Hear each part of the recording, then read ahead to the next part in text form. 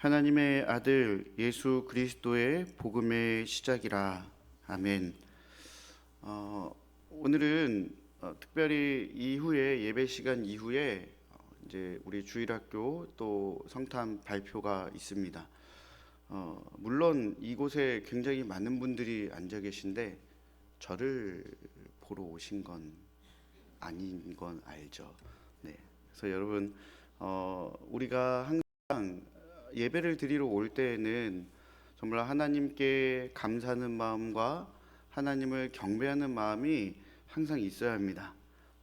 여기 계신 분들을 뭐라고 하는 게 아니라 아이들이 그렇게 보고 싶다 할지라도 우선은 말씀은 듣고 그렇게 우리 아이들의 기쁜 그 발표 모습을 함께 봤으면 좋겠습니다.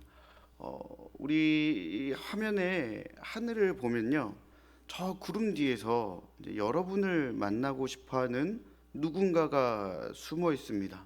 누굴까요? 이렇게 딱 보면은 구름 뒤에 막 선물 보따리도 보이고 좀 그래요. 혹시 누군지 마음속으로 한번 생각해 보실까요? 네, 바로 산타 할아버지입니다. 네, 산타 할아버지가 여기 계신 여러분들을 그렇게 만나고 싶어 하시죠. 그러니까 우리가 알기로는 산타 할아버지는 1년에 딱 하루만 활동하는 것으로 알고 있습니다. 그날이 언제죠? 몇 월 며칠이죠? 네, 12월 25일 맞습니다. 전 세계가 12월 25일을 어떤 날이라고 부르면서 이렇게 축제를 즐깁니까? 바로 크리스마스라고 부르면서 축제를 즐깁니다. 여러분, 12월 25일은 산타 할아버지가 우리에게 선물을 주러 오시기 때문에 전 세계에 있는 모든 사람들이, 많은 사람들이 기뻐하며 축제를 벌이는 것이 아닙니다. 12월 25일은 산타 할아버지가 우리에게 선물을 주기 때문에 그날을 축하하는 것도 아닙니다. 게다가 이 산타 할아버지는 실제로 존재하지도 않죠. 오늘날의 튀르키예에 해당되는 소아시아의 미라의 주교였던 성 니콜라우스라는 분이 어려운 사람들에게 선행을 베푸면서 그것이 계기로 산타클로스가 만들어지게 된 것입니다. 이분이 어떻게 선행을 했냐면요, 저도 옛날에 이분에 대한 자료를 좀 많이 조사해 봤는데 방식이 되게 재밌어요. 밤에 그냥 돈주머니를 그 사람 집에다 던져주고 가는 거예요. 성격이 되게 막 이렇게 막 부드럽고 이런 성격도 아니었고, 막 뭔가 이렇게 알리고 싶지도 않았고, 그래서 몰래 돈주머니를 주고 가는 것에서 이제 그 산타클로스가 유래가 된 것입니다. 그러면 12월 25일은 도대체 어떤 날이기 때문에 전 세계 많은 사람들이 기뻐하며 축제를 벌이는 것일까요? 우리가 기뻐하고 즐거워하는 이 크리스마스는요, 예수님께서 이 땅에 태어나신 것을 기념하는 날입니다. 그래서 이 날을 기념하기 위해서 사람들이 그렇게 기뻐하며 축제를 벌이는 것이죠. 여러분 꼭 기억하십시오. 어떤 사람들은요, 예수님의 생일이 12월 25일이라고 하는데 그 누구도 예수님의 생일을 분명하게 알지 못합니다. 예수님의 탄생에 대해 우리가 알 수 있는 것은 예수님께서 해가 떨어진 이후에 태어나셨구나, 그리고 말 구유에 누이셨구나 라는 것입니다. 예수님께서 언제 태어나신 줄을 알 수 없기 때문에 사람들은 우리가 예수님의 그 태어나심을 기뻐하고 기념하자, 그래서 12월 25일로 그 날을 기념하는 날을 정한 것 뿐이죠. 그러면 왜 사람들은 예수님의 태어나심을 기념하면서까지 그렇게 기뻐하고 즐거워하는 것일까? 그 이유가 바로 오늘의 본문이 분명하게 알려줍니다. 마가복음 1장 1절에 하나님의 아들 예수 그리스도의 복음의 시작이라 라고 분명하게 기록되어 있죠. 하나님의 아들이신 예수 그리스도께서 우리에게 복음을 주셨기 때문입니다. 이 복음은 영어로 가스펠 또는 굿뉴스라고 말을 하죠. 다시 말하면 좋은 소식이라는 뜻입니다. 하나님의 아들이신 예수 그리스도께서 우리에게 너무나도 좋은 소식을 전해주셨기 때문에 사람들은 그 예수님의 태어나심을 기념하면서 또한 기뻐하고 즐거워하는 것입니다. 그럼 우린 여기서 하나 더 생각할 수 있죠. 그럼 예수님께서 전해주시는 그 좋은 소식이란 과연 무엇일까? 여러분, 예수님께서 우리에게 전해주시는 좋은 소식이라는 것은 바로 이러한 것입니다. 세상이 창조된 이후에 아담과 하와는 에덴 동산에서 하나님과 함께 있었습니다. 마치 천국과 같은 너무나도 좋은 곳이죠. 하지만 아담과 하와는 마귀의 거짓과 유혹에 넘어가 선악을 알게 하는 나무의 열매를 따먹는 그런 불순종을 저지르게 되지요.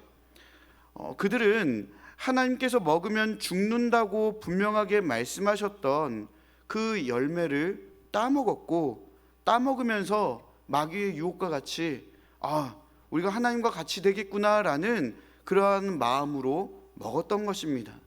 이것이 바로 죄이고, 아담과 하와가 선악을 알게 하는 나무의 열매를 따먹은 불순종이 담겨 있는 죄의 내용입니다. 이 세상에 죄가 들어왔고 그 죄로 인해 그 죄에 저지른 값으로 사망이 찾아오게 된 것입니다. 아담과 하와가 저지른 죄는 그 자녀들에게 계속해서 전달이 되어 세상에 지금까지 태어난 모든 사람은 죄 없이 태어난 사람이 한 사람도 없는 것입니다. 뿐만 아니라 앞으로 태어나는 모든 사람들 또한 죄에 가진 채로 태어나게 되는 것이죠. 그리고 그 죄가 해결되지 않는 사람은 언제나 하나님의 진노의 대상이 되어 영원한 형벌의 장소인 지옥에 가게 되는 것입니다. 하지만 하나님이 어떤 분이십니까? 하나님은 분명히 잘못한 것에 대해서 반드시 벌을 내리시는 공의로우신 하나님이시면서 또한 사랑이 많으신 그러한 하나님이십니다. 그래서 하나님께서 사랑하는 자들이 영원한 형벌의 장소인 그 지옥에 들어가는 것을 원치 않으셨지요. 그래서 하나님께서는 이 세상의 모든 죄를 감당할 수 있는 신이면서 하나님께서 요구하신 율법의 모든 것을 완전하게 이루신 죄인된 인간의 대표로 예수님을 그리스도로, 즉 구원자로 이 땅에 보내주셨습니다. 예수님께서 이 땅에 오셔서 세상 모든 사람들의 죄를 홀로 짊어지시고 십자가에 못 박혀 죽으셨죠. 이때 예수님과 함께 세상의 모든 사람의 죄도 죽게 됩니다. 그러니까 이제 이 죄라는 것이 우리에게 사라진 것입니다. 그리고 그 예수님께서는 약속하신 대로 3일 만에 다시 부활하시게 됩니다. 근데 여러분, 부활이라는 것은 무엇과 반대되는 말입니까? 다시 살아났다? 그렇다면 사망과 반대되는 말입니다. 그러니까 예수님은 이 죽음도, 이 사망도 이겨내신 것이죠. 사랑하는 여러분, 예수님이 어떤 일을 하셨습니까? 이 표를 보는 것과 같이 우리의 죄와 사망을 십자가와 부활로 완전하게 승리하신 것이 예수님이 이 땅에 우리를 위해 오셔서 행하신 일입니다. 그래서 우리는 이 예수님을 믿음으로 구원을 얻어 하나님 나라의 영광에 들어가게 된 것이죠. 이것이 바로 예수님께서 온 세상에 전해주시는 좋은 소식인 것입니다. 그럼 우리가 어찌 이 예수님으로 인해서 기뻐하지 않을 수가 있단 말입니까? 그리고 이 좋은 소식인 복음을 어찌 우리가 자랑하지 않을 수 있단 말입니까? 굉장히 좋지요. 이 복음을 알면 우리는 그 복음의 감격에 빠져서 기뻐할 수밖에 없는 것입니다. 여러분, 복음은요, 기독교의 핵심이며 그리스도인들 개개인에게 가장 빛나는 자랑이기에 우리는 복음을 말하며 복음의 흠뻑 빠져 있어야 합니다. 제 뇌리에 깊게 박힌 중학교 시절의 수업 장면이 한 장면이 있습니다. 영어 선생님께서 이 단어는 굉장히 고급스러운 단어이기 때문에 외국 사람들도 흔히 사용하지 않는다. 그러니까 너희들이 이 단어를 외우고만 있으면 어디서 혹시라도 외국 사람 만났을 때 이 단어를 사용할 수 있으면 너희들은 거기서 이 사람 되게 훌륭한 사람이구나, 아주 지식이 좋구나, 이런 인정을 받을 수 있을 것이다 라고 꼭 외워라 라고 한 단어가 있습니다. 그 단어가 뭐냐면요, 바로 오버엠퍼사이즈라는 단어입니다. 그러니까 아무리 강조해도 지나치지 않다. 그러니까 우리 한글말로도 이 말은 그렇게 흔하게 사용하지는 않는 말이에요. 아무리 강조해도 지나치지 않다. 그러니까 매우 중요하다라는 의미를 담고 있습니다. 여러분, 바로 복음이 이렇습니다. 복음은요, 아무리 강조해도 우리의 삶에, 이 온 세상에 지나치지 않는 것이 바로 복음입니다. 그리고 그 복음은 우리의 삶이 되어야 하는 것입니다. 다시 한번 말씀드리겠습니다. 복음은요, 그냥 단지 흘러가는 하나의 문장이나 하나의 지식으로 끝나는 것이 아니라 우리의 삶이 되어야 하는 것입니다. 복음을 많이 외치는 것과 복음이 우리의 삶이 된다는 것은요, 완전 다른 의미입니다. 예를 들어 내가 누구보다 이 복음을 열심히 전해요. 근데 그건 너무 잘한 행동입니다. 하지만 이것이 자신의 자랑이 되어서는 절대로 안 됩니다. 이 사람이 이게 자랑이구나, 자랑이 됐구나라는 것을 알 수 있는 것은 다른 사람을 신앙적으로 평가하는 모습이 나타난다면 복음이 자랑이 된 것입니다. 자신을 사람들보다 조금 더 높은 위치와 수준에 앉혀놓고 이미 다른 사람들을 재고 따진다면 이 사람의 복음은 부끄러운 복음이 되는 것입니다. 복음을 많이 외치는 것과 신앙의 깊이는 다릅니다. 그렇기 때문에 다른 이들의 신앙을 함부로 평가할 수 없으며, 혹여라도 다른 신앙인들의 연약한 모습을 보게 되면 그들을 정죄하기보다 사랑의 마음으로 너그럽게 감싸줘야 하는 것입니다. 바로 이것이 복음이 우리의 삶이 되어야 한다는 의미입니다. 하나님을 사랑하고 이웃을 사랑한다는 말을 우리는 늘 듣지요. 하지만 정말로 복음이 내 삶이 되었다면 하나님을 사랑해야죠. 이웃을 사랑해야죠. 그것이 바로 복음이 우리의 삶이 된다는 것입니다. 그래서 여러분의 입술에만 나오는 말의 횟수가 아니라 여러분의 삶에서 생각과 행동으로 복음이 전파되어야 하는 것입니다. 이런 경우가 있죠. 우리가 환난 중에도 복음으로 인하여 즐거워하며 인내하며 소망을 품으며 하나님을 찬양할 때 세상은요, 쟤는 저렇게 힘든 중에도 어떻게 저렇게 웃을 수 있지? 어떻게 견뎌낼 수 있지? 어떻게 힘을 낼 수 있지? 세상은 그 사람을 통해 복음의 능력을 보게 되는 것입니다.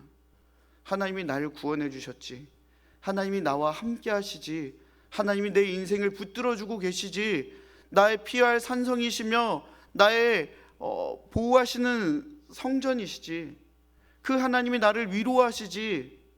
그래서 우리는 그 구원자이신 예수 그리스도와 그분을 보내주신 하나님과 우리와 함께 하시는 성령님으로 인하여 늘 기뻐하며 감사할 수 있는 것입니다.